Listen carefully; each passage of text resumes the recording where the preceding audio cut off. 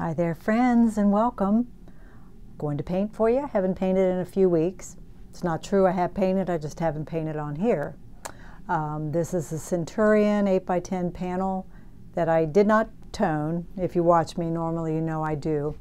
I just didn't get to it. So here's what we're going to try to do. I always say try. Excuse that nasty tablecloth, that's very old. And I kept playing around with objects. I bought this the other day. I love this. I just love that love that green color. And put a little geranium in it. And I kept moving stuff around. I love this brown jug. It's kind of a bell shape with a little spout. And even though the rabbit and this are a different color, I probably will make them the same, or basically the same, because I want it to have color harmony. And I've done this bunny before and he's fun. I like him. So I always say this is what we're going to try to paint, because you never know how it's going to go, do you? Well, it must have went okay or you wouldn't be seeing it. All right. Hotter than heck out there. So I did paint out, believe it or not. I did paint out with a group on Tuesday.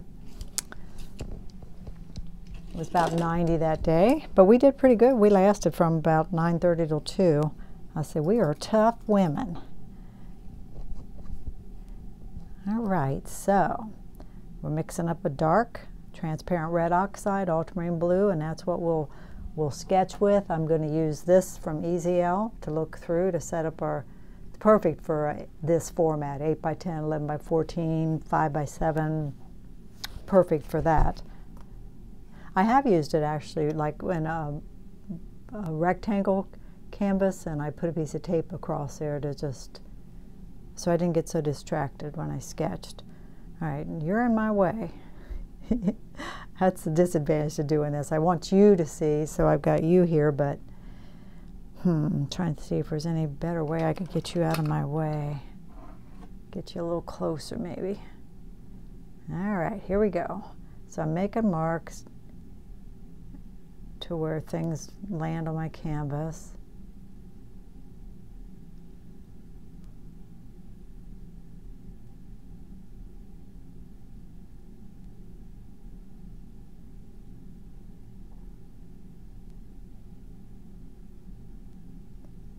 See, the books go right down to the bottom.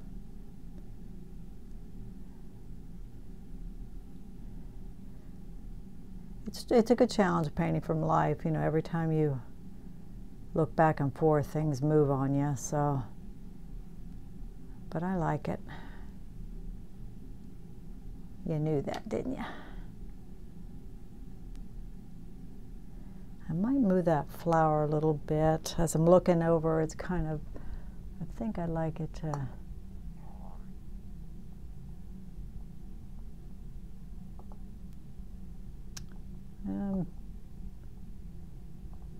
still playing with it, it's wobbling around.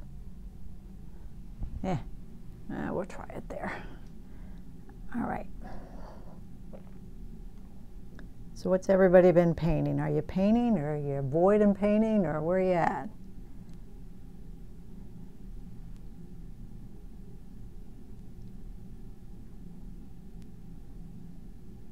The books land about halfway.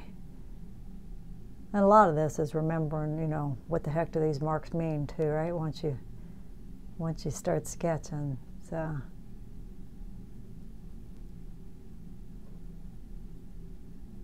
I wanted to be able to see some of the handle.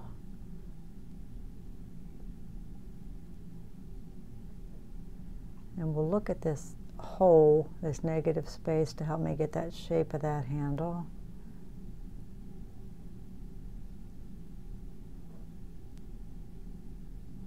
Yeah, we went to this wonderful farm on Tuesday. There's just, we go there every year. This guy's always on our list. There's just so much to paint there. He's one of those people that just gardens constantly, you know, just beautiful. He had those, I think they're called snowball hydrangeas, big fat white hydrangeas. Just gorgeous. And this has one of those little 2s on it. Just kind of put it there to help me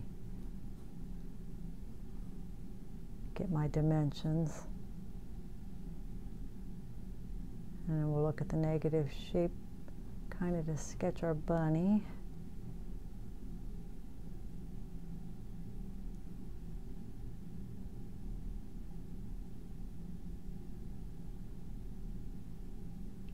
Husband's out there in this heat. I can't hardly keep him inside.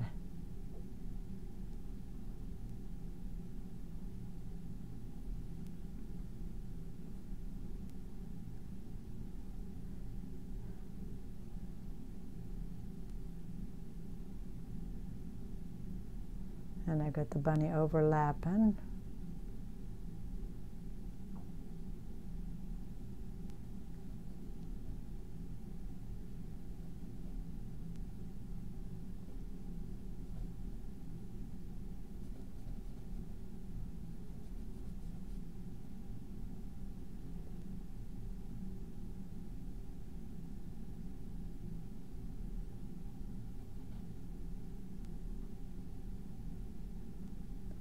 I had my nephew mentioned the other day, I don't know if you know what, it's called Frisch's Big Boy around here. It's a restaurant. I think Big Boys are other places in the country though. And my nephew said, if you'll paint Big Boy, his father loved to eat there. He's like, and he's gone now. He's like, I'd love to buy that. And I thought, I should just paint it anyway. You know, it's colorful and kind of cute. There's probably a lot of people that would be interested in Frisch's Big Boy. So I almost drove up the other day to get a reference photo. I'll have to do that. Okay, we'll just kind of paint the negative shape of the flowers. Yeah, this all started because I love that little green jar that I bought.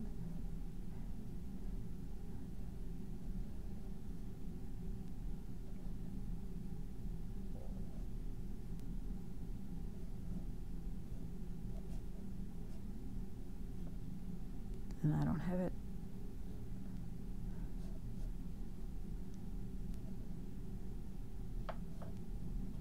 I don't know when you'll see this, but it's light outside now, and I didn't pull my shade. So like over here, I've got light reflected from the window, but that, you know, might make it interesting.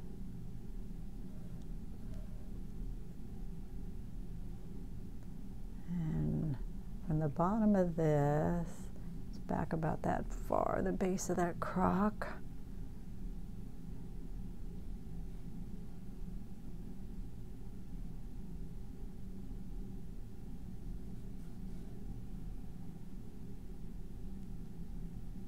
And the book goes over to about there.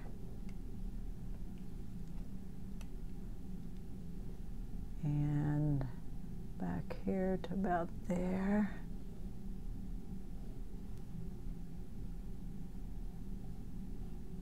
I like books and still lifes. I don't know if you've ever added them, but these are skinny little books.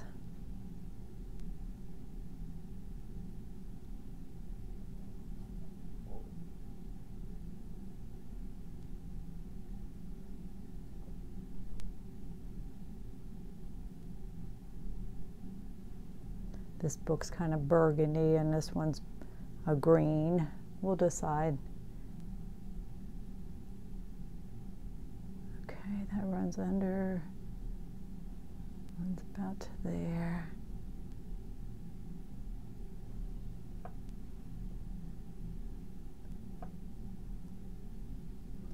And we're running it off.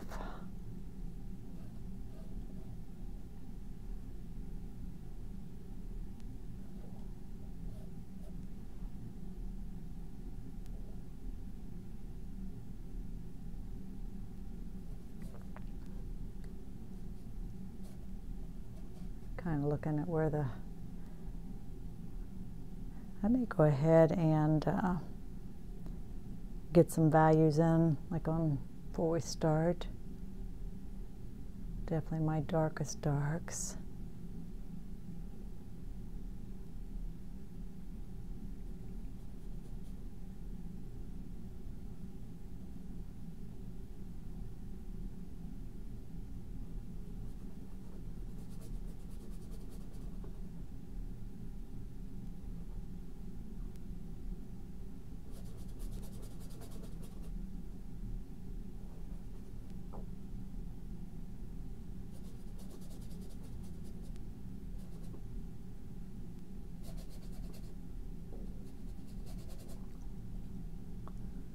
Even though the crock is just basically a brown, I do see some reflections in it and some variations of value. So I'm putting in the darkest part of it. I see real dark right here.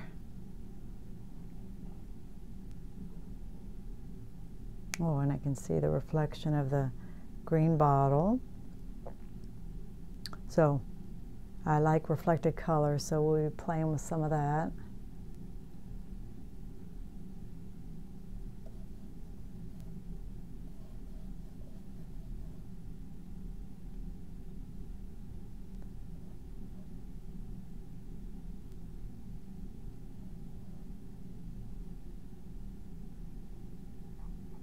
All right, I think that's enough.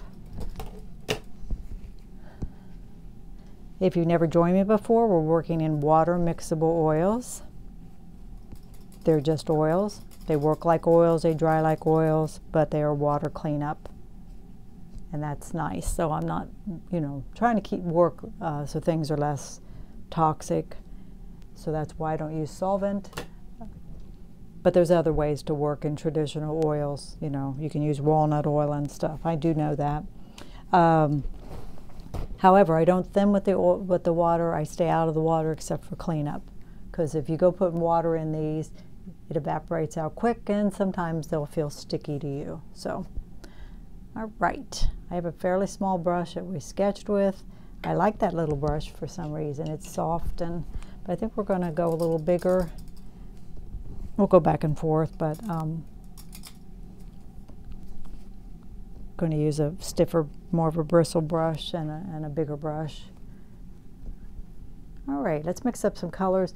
I think we'll get the crock blocked in and out of the way. All right, so again, some of it's fairly dark, so we'll mix up that same ultramarine and transparent red oxide. Value is more important here than anything. Now I'm going to come over with, like over in here, it's a bit lighter. Again, I'm seeing that kind of green color in here. Some reflections and a very bright reflection. See a bit of a warm color in there too. So we'll just play around and get at least 3 values to work with.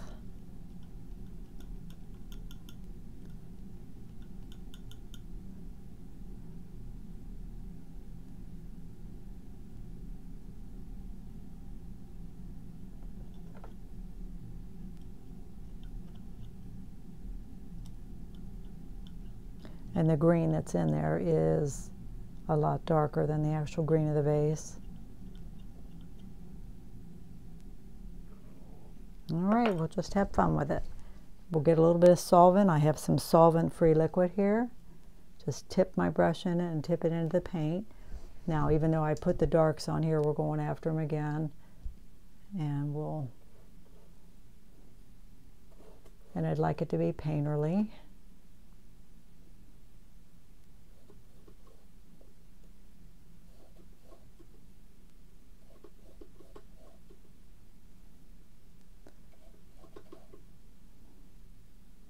This brush is definitely going to leave brush strokes, as you can see.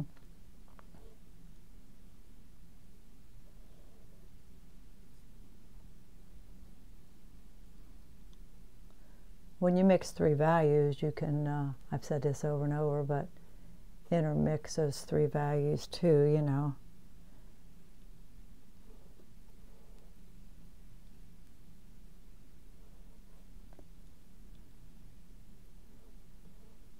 But we'll do what we have to do. I mean, if we have to come back with the darks to explain things, or highlights, of course, will help.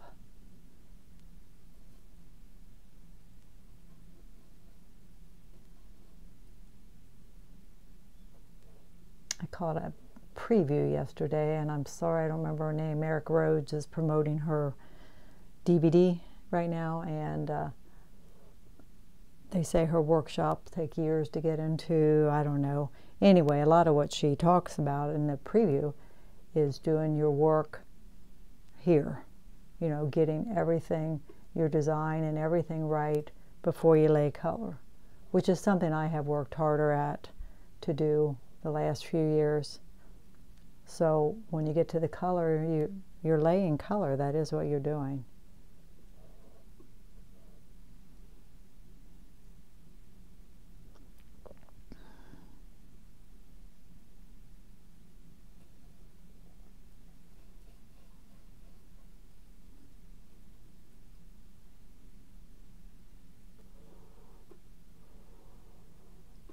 Cooled that off and went a little bit lighter. I'm seeing a lighter color on this side.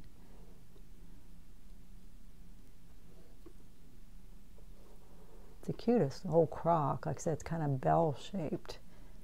And it's got that number 2 on it, which I may or may not put in. I wish I'd have toned. Whenever I start painting and I don't tone, I miss it right away, because see all those little dots? I wouldn't even be worrying about them.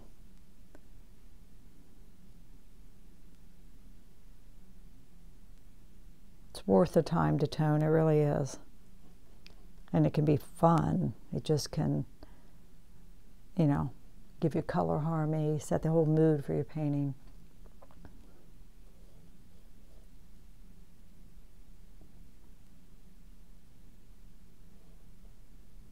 My flowers are here.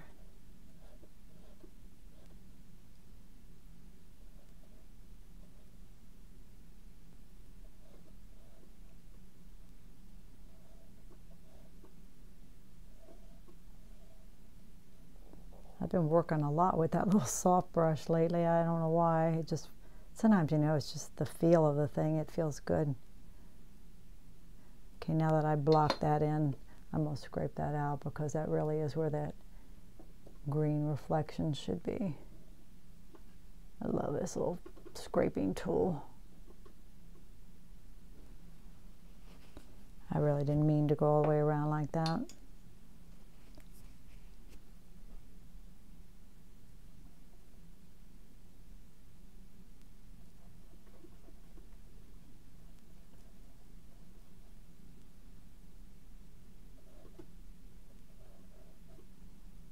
I want to lean more toward green.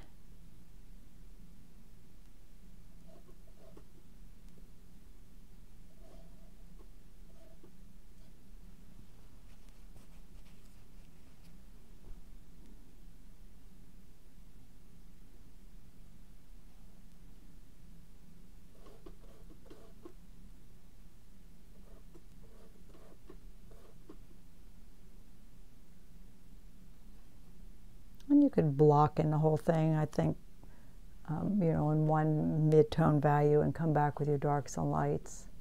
That'd be another way to handle this. Yeah, see, I'm missing not having a tone on here. Like I said, this is our flowers here. Now peek out over to here, which is nice.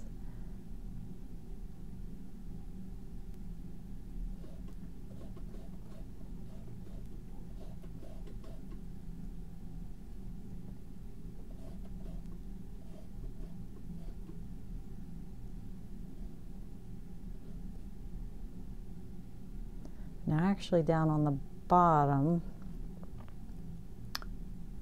I guess that would be from the tablecloth. I've got a bit of a lighter reflection here, which we'll see if we like it in the end. We may not.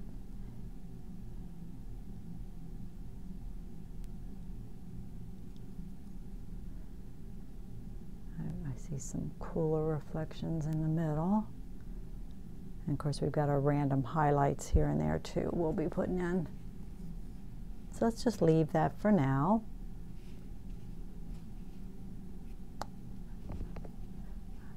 I could go wherever I wanted. Maybe I'm trying to kind of do the background stuff first, so maybe we'll go after the books next. Again, I want these to, even though they're not really exactly the same green, I'd like them to feel like maybe that they are, I'm thinking.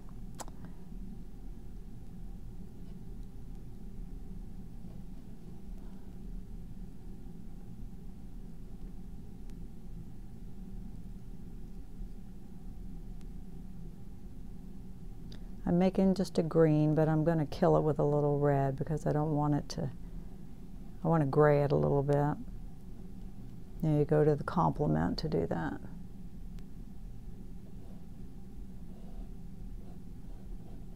See, I'm missing that tone. If I have that tone here, see, I can do a lot of dry brush and just drag it across and let it peek through.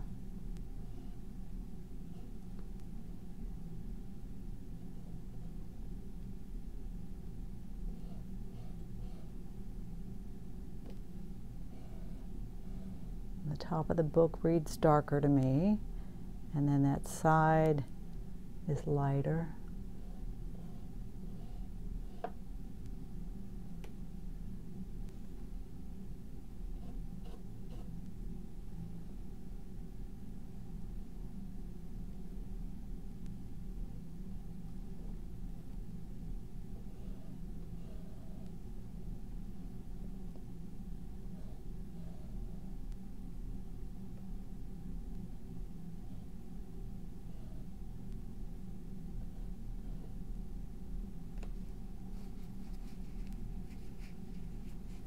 The book on top is a burgundy,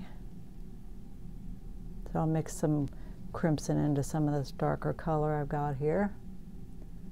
And I want to make sure to leave the edge because it's lighter. Now, see, I feel that could be, that's a little saturated, so that's red. So what would we mix into that? We go our complement with is green, right? So let's mix some green in that. Yeah, I don't want it to feel so saturated.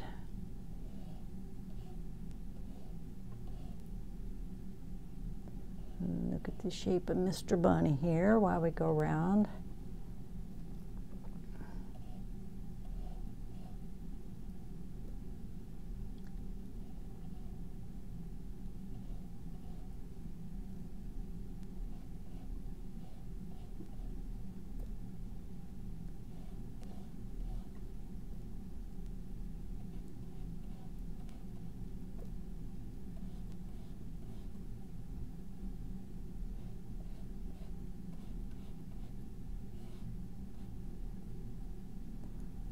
Alright, we'll put a little white in that.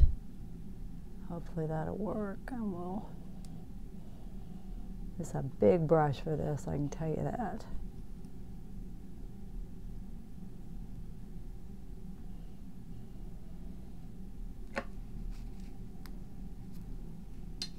I think I'll switch to the little brush some.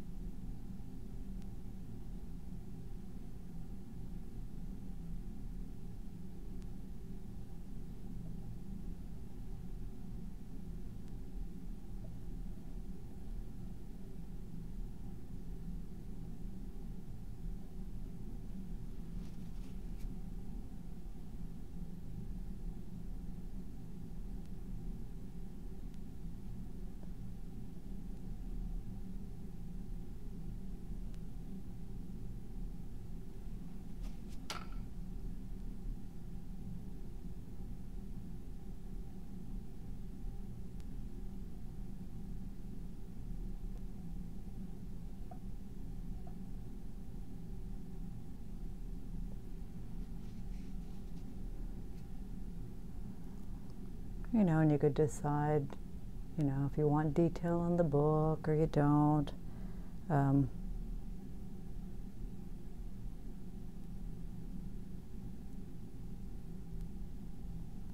If I remember at the end, I'll show you. These are sweet old antique books.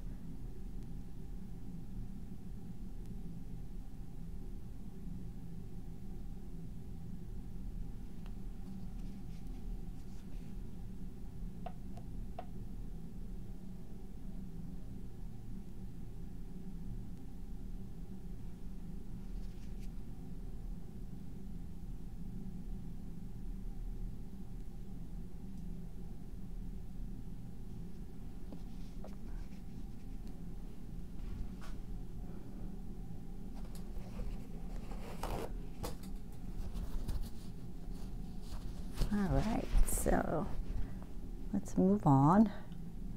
We may go ahead just because it's fun. Put a few of those highlights on that crock. That's really an ending. That's something you do at the end, but I can do what I want to do.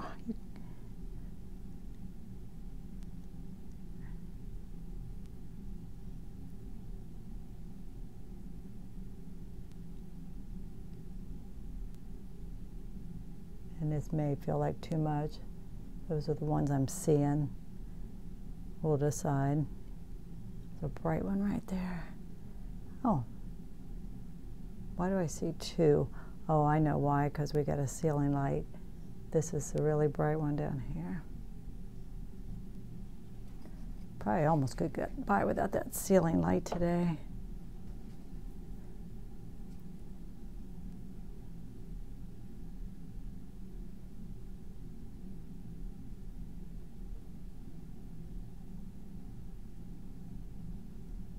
Let me see, we may have to come back and reinforce some things.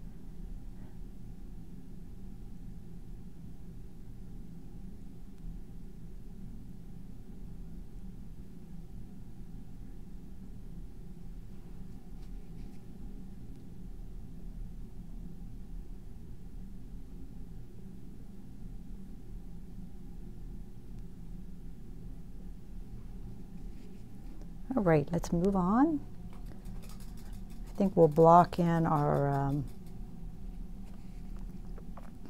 flowers.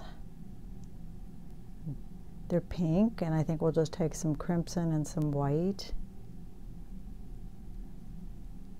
Just kind of get them, you know, just blocked in for now.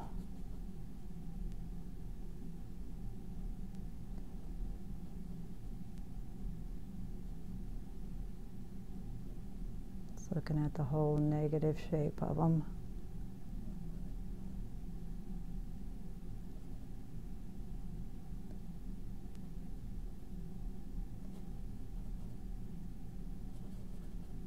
I like geraniums. I put them out every year, pinks and reds, and I like them too because you can, like with this, just clip a little bloom off and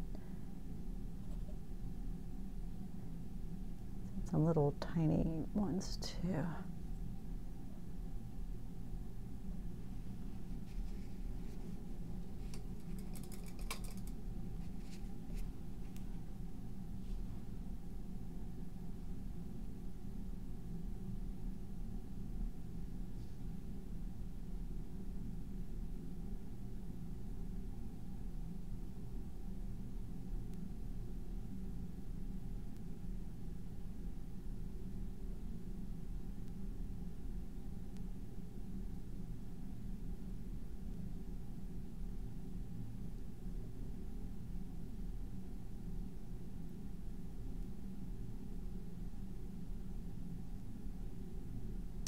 Oh, actually, I may have to rethink that because there's actually just one stem coming down in here. So we may want to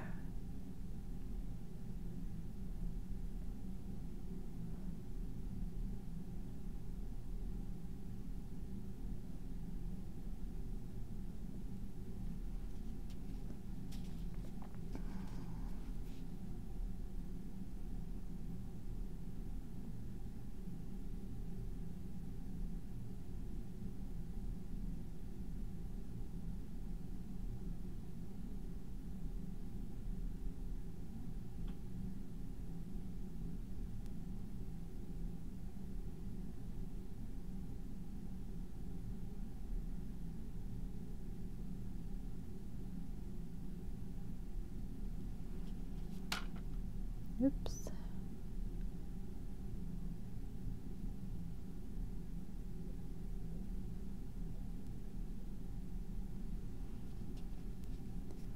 And we'll brighten these up so you can see them better.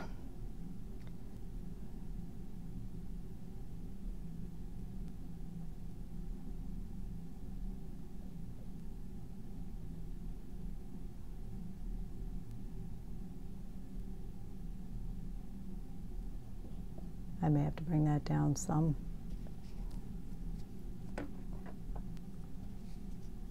It's green. You know, I might actually get a little phthalo out. I really love phthalo. I always use it when I do those blue-green ball jars. Phthalo's one of those colors, you know, that can ruin your painting, or just, it's just beautiful though. Just very saturated, so you have to be careful with it. So I think I am going to use a little phthalo and yellow, cad yellow medium, which makes a very intense green. Now we'll throw some white in it. See what we get. It's just a place you can start, you know, and then decide, is it too green, is it too blue?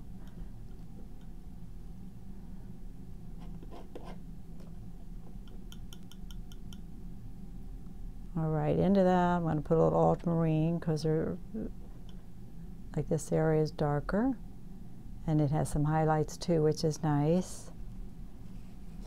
I think I'm going to put a bit more yellow in some of it too. Just play with it. I mean, you can always take it back.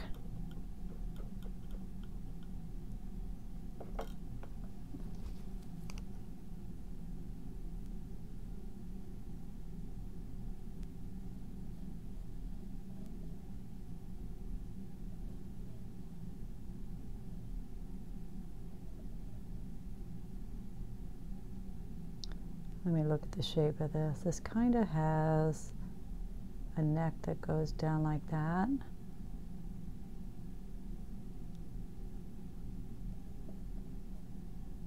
then this little shoulder. And then it goes down. Yeah, it's going to need to come down further, because I like that shape. I'd like to get that shape. Oh, we're just back. Forgot to tell you. Went to Rhinelander, Wisconsin. Got back Saturday night late. Had a great week. Great time. We had a funky old house right on the water. You could literally walk into the water. Explored the town really well. I don't know if you remember me telling you, but my husband, when he was a little boy, his parents had a resort there from ages 2 to 7. And he just remembered everything about it. He just loved it. It was such a good time in his life. So he's been there one time since he left. When his brother died, he went up, took his ashes. So it's been about 8 years. He kept saying, "Thank you for coming." But, you know, I like exploring new places. For one thing, I was happy to go, and it's beautiful up north. So we explored the town, the typical things, went to the Historical Society, and the courthouse is gorgeous. It's got a stained glass dome, and at night it glows like an emerald. They light it up. It's just beautiful. So we did that, and there's a museum, and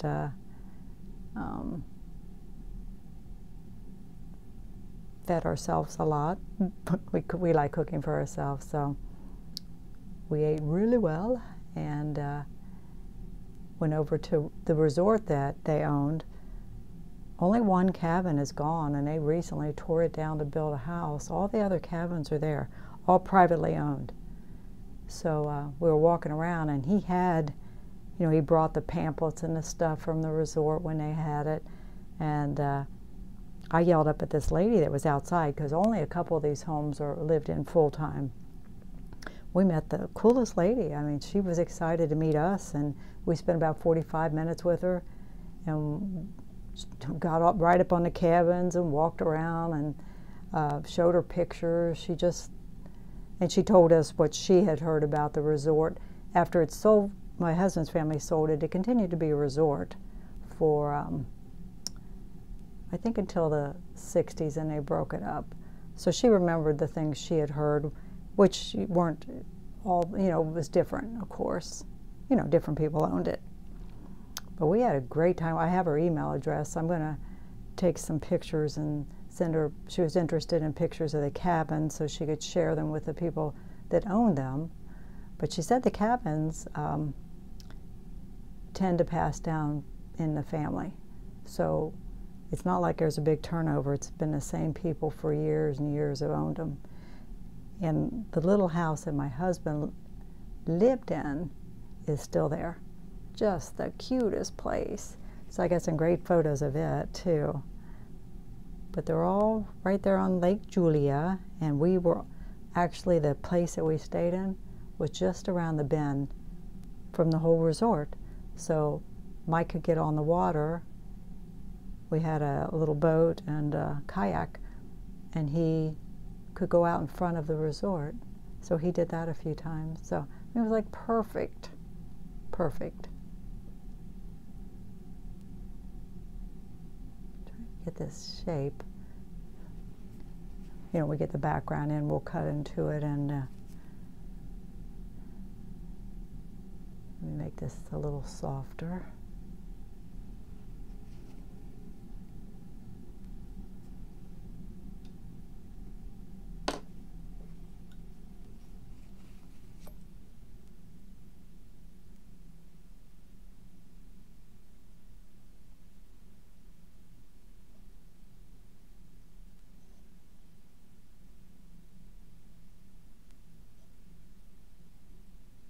You know, we may or may not want all these.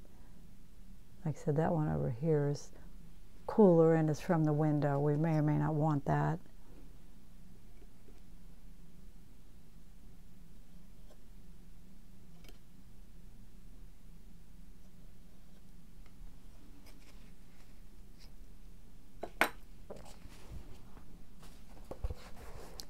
All right, let's move on.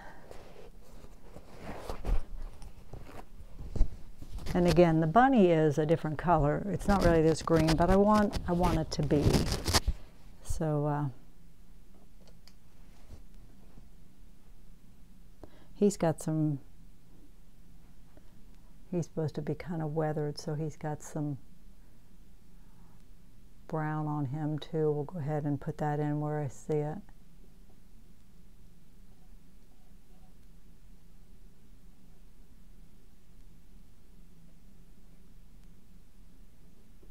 Right up on the ear. Not that I couldn't come back and do this later, but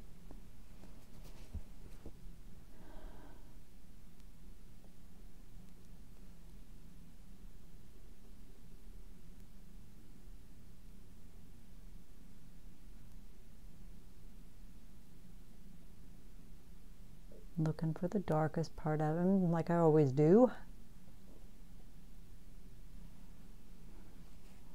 Oil painters tend to paint dark to light, thin to thick, but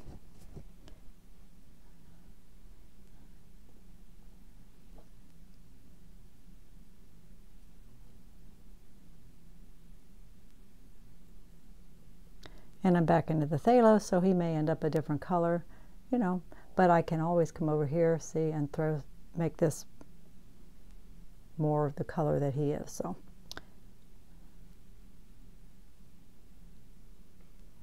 So if it looks different, I'm not worried about it.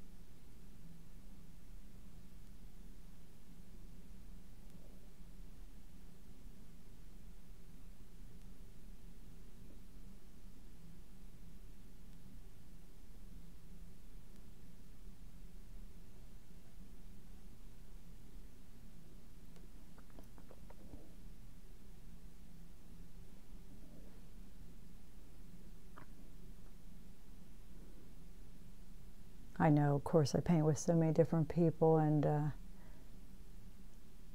if people don't ask for help, you don't. I think it's rude to just give it. But sometimes you want to, you know, you want to help people when you think you could.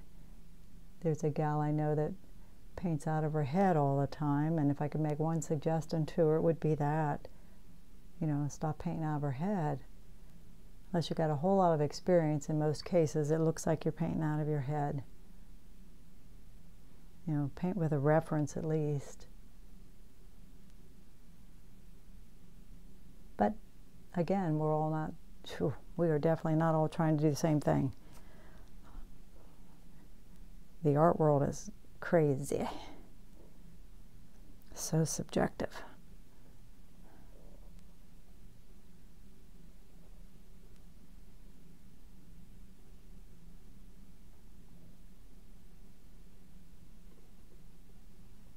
Would you not agree?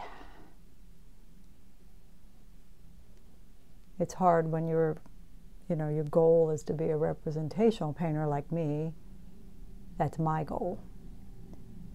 When you see what you consider really horrible art selling, and it does, because again, that's where people's tastes lie.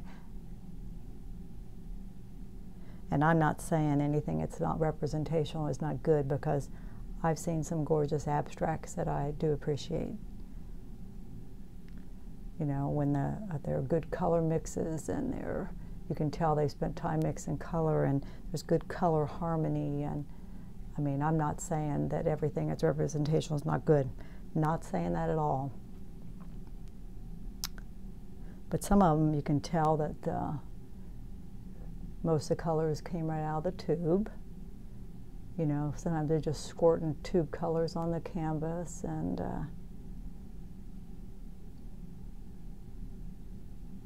again, no good color harmony. I know there's, in my opinion, there's rules that make abstracts good and bad too. I just, you know, I played around a few times. We did a thing one day where we talked about abstract, and we were going to try to paint abstract. I just can't paint abstract. I just can't. It turns into a representational painting. I just...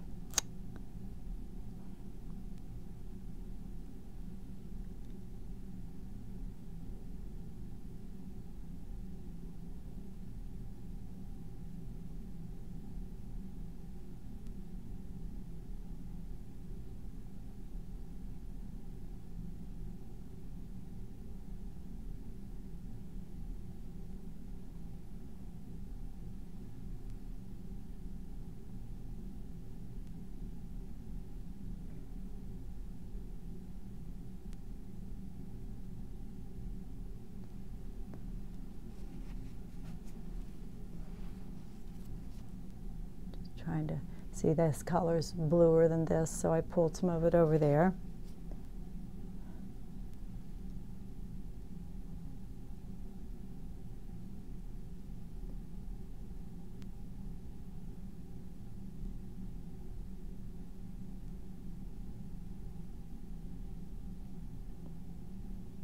Yeah, I really missed my tone, because I'm over here looking to see where I've missed it. You know, where you can see white. Some people don't care. You know, you zoom in on their paintings and you see a lot of white. It doesn't bother some people.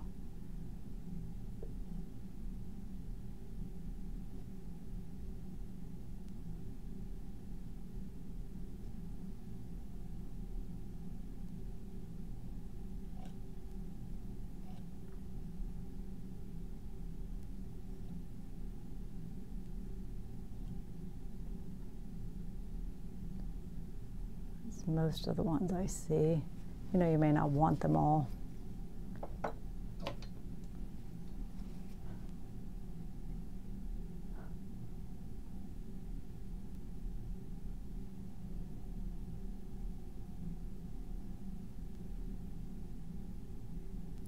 This on top of, I see some changes I need to make. It needs to be a little darker.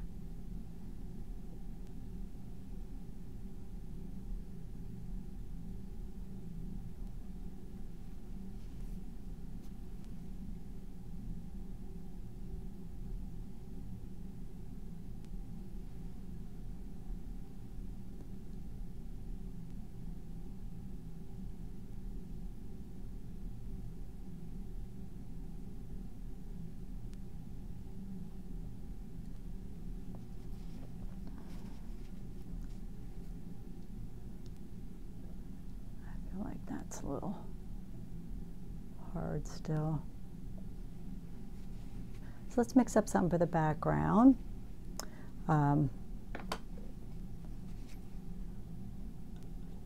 Maybe we'll go ahead and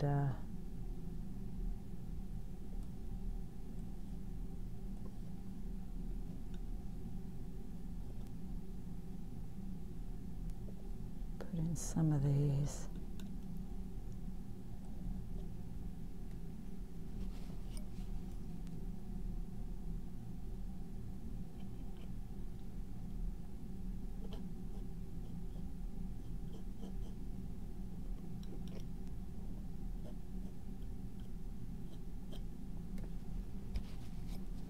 Gonna want some texture there, you know.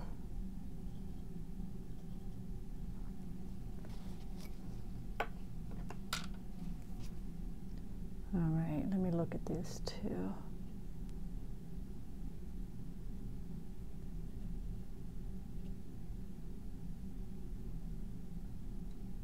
Soften them up.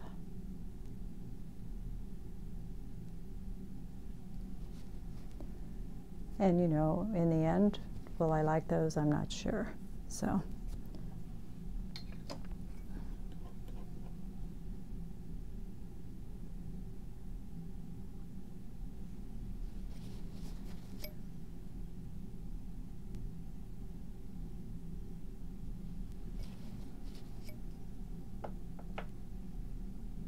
All right, again, let's mix up a gray. I want to keep the background light though.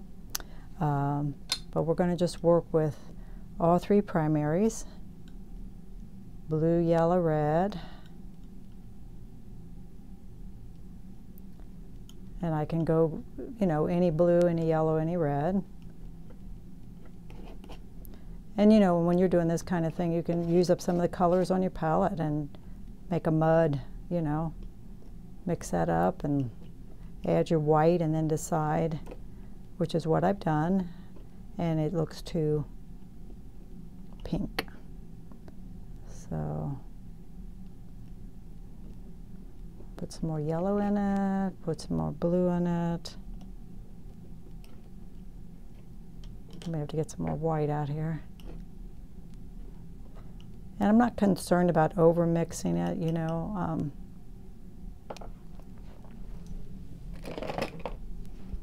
gonna get some more white out. By the way, if I haven't mentioned it, I use Cobra paints, which I order from Dick Blick. Again, they're water mixable oils, and they're nice quality. I think having a quality paint's important too. There are a lot of good brands. Duo is good. There's other ones, but like I think Winsor Newton is more student grade, so your results might not be as nice with. But to learn, you might not want to invest as much. So you just decide. All right, we're going back to our somewhat bigger brush. Let's make sure it's pretty reasonably clean. I don't clean them very well through the whole process because I don't care if I intermix the paint back and forth. All right, we'll go into our solvent. Now I put the line where the foreground is versus the background. I don't have to designate a foreground or a background. I haven't decided. I might or might not want to.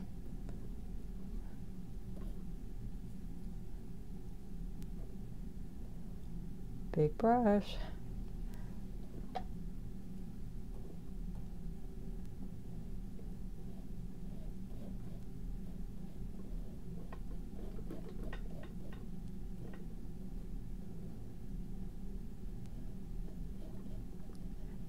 And with oils, you know, if I touch into any of these, I'm gonna pick up paint.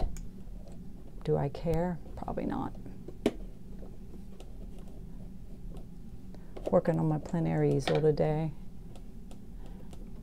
It's got a tripod and then the box, and I like it. It's very sturdy, really. Sometimes I like it better than my studio easel.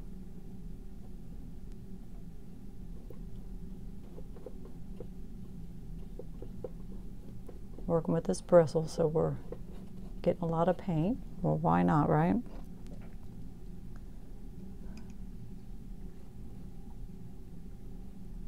I like the looks of oil. I like showing them off.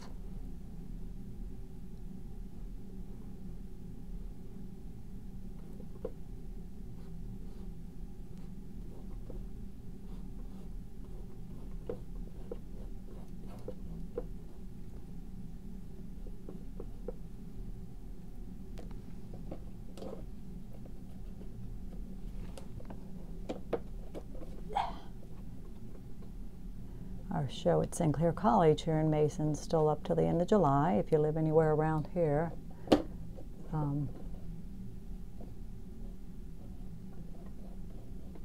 We've already chose a theme for next year, but it's a ways off, so haven't done much yet.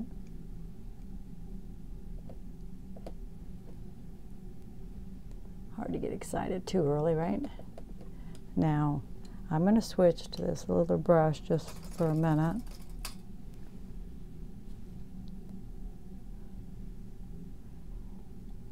Just to get into this bunny's ears.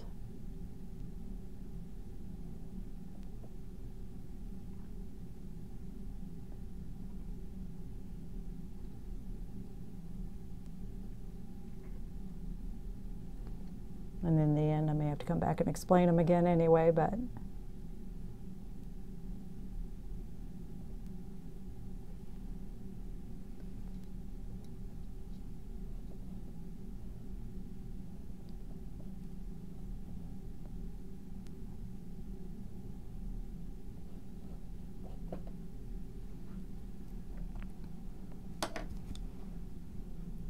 all right, we'll go back to the bigger brush. Got a bit of a hunk of something there. Let me get that off.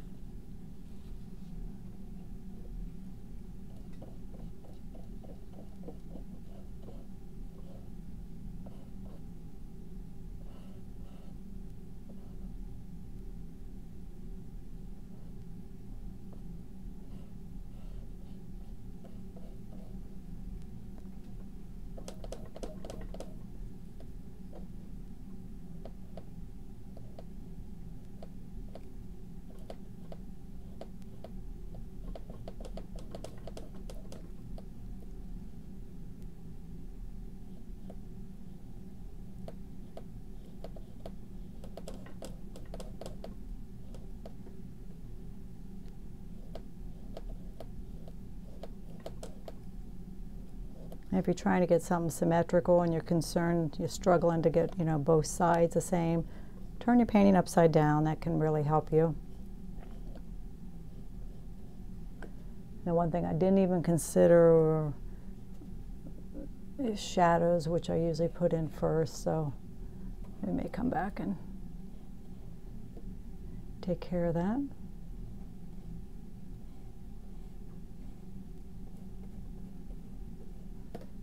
I just have so many light sources that I'm really not see a little bit of a shadow there, and I think it would improve it if we put one there, even though I don't hardly see it over there.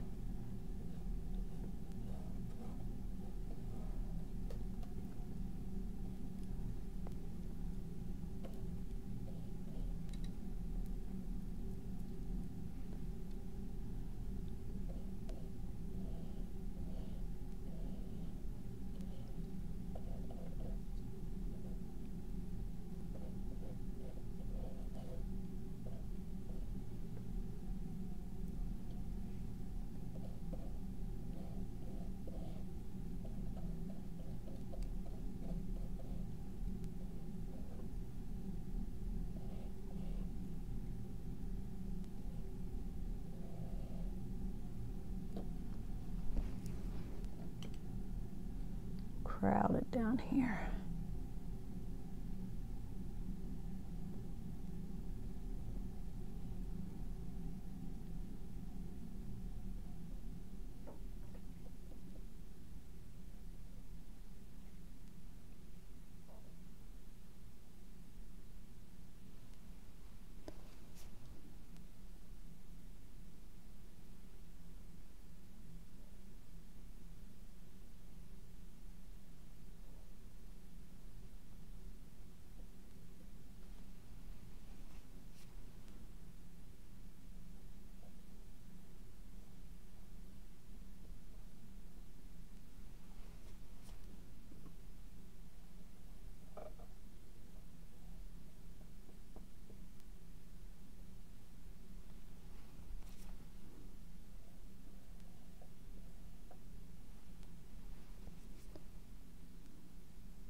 One thing I see I have done, which I think I'm going to correct,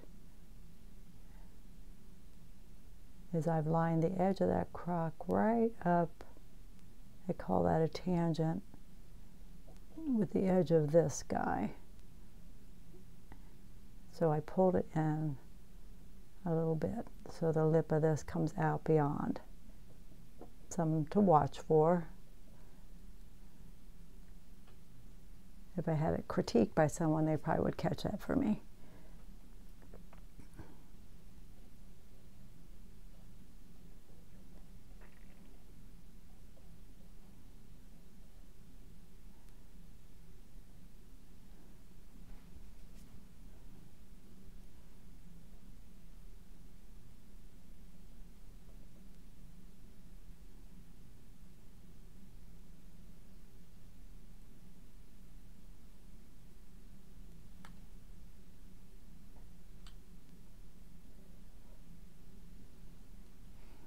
Want to feel like bunny ears.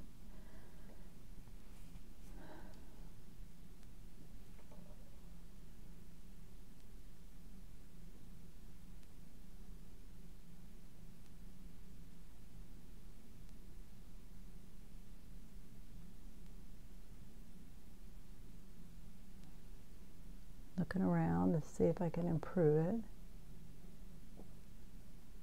It needs to be darker so that feels like it's underneath.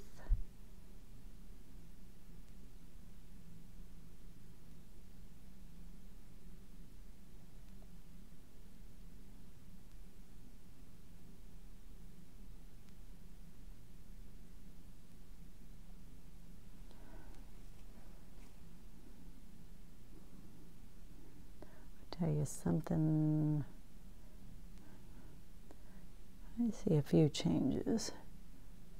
His foot feels like it's out a little far.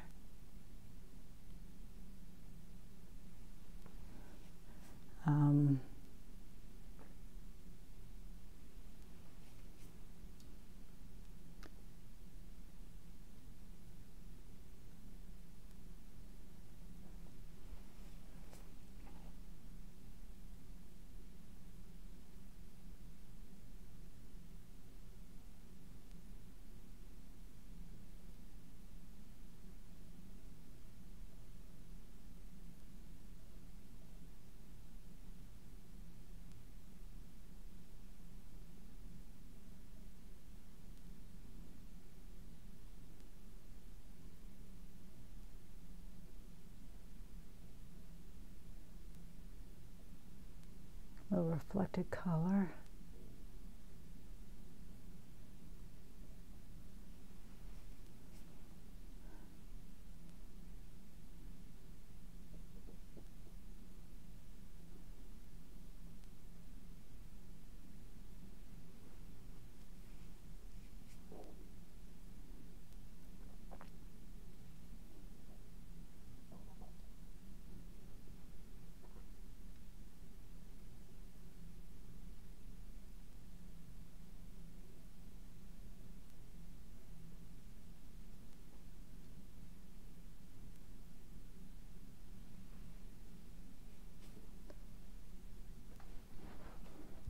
Get away from it and look here.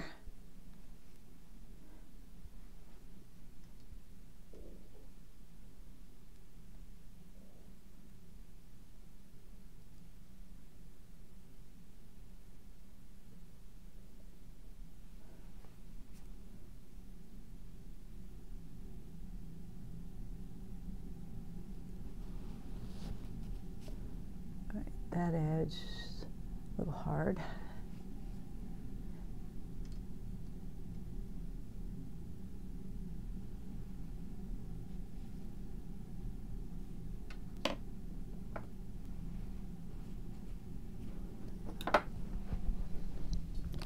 Show you what I keep in my box, which is handy sometimes.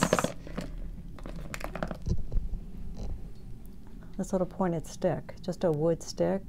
You could sign your name and do your wet painting with it. Sometimes if you're out and maybe there's some lettering on a sign, you can use this and carve into the wet paint. you know, and then go back and put in your lettering. I was thinking about using it for this number 2. And now if I had a tone here, I wouldn't even have to do anything. I could just leave it like that. But it might work anyway.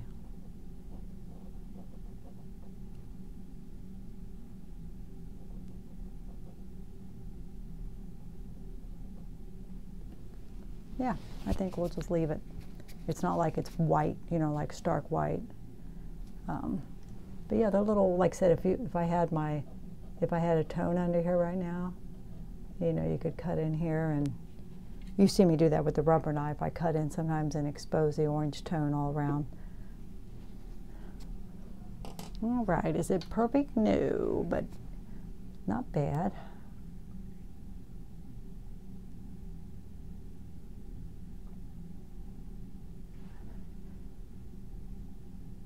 Again, if I had a tone first, then we wouldn't be dealing with any bits of white canvas.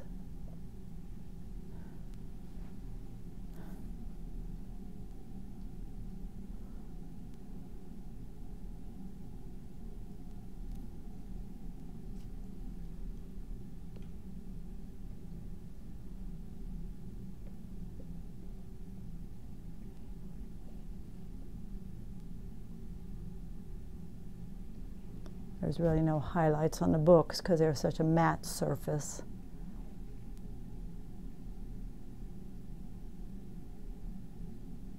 All right. I think I'm going to call it there and look at it and decide what else I think it needs. All right, it took about an hour. It's funny because I said I wanted to have these more the same color and they're not, and actually as I look over there I painted them more the color they are. So the greens are not exactly the same, but it did throw some of that more bluer green here too. Isn't that funny? I say paint what you see, and I guess that's what I was doing. I think it works though. All right, thank you so much for joining me, and please like and subscribe if you haven't. And we'll do it again before too long. All right, thanks so much. Bye-bye.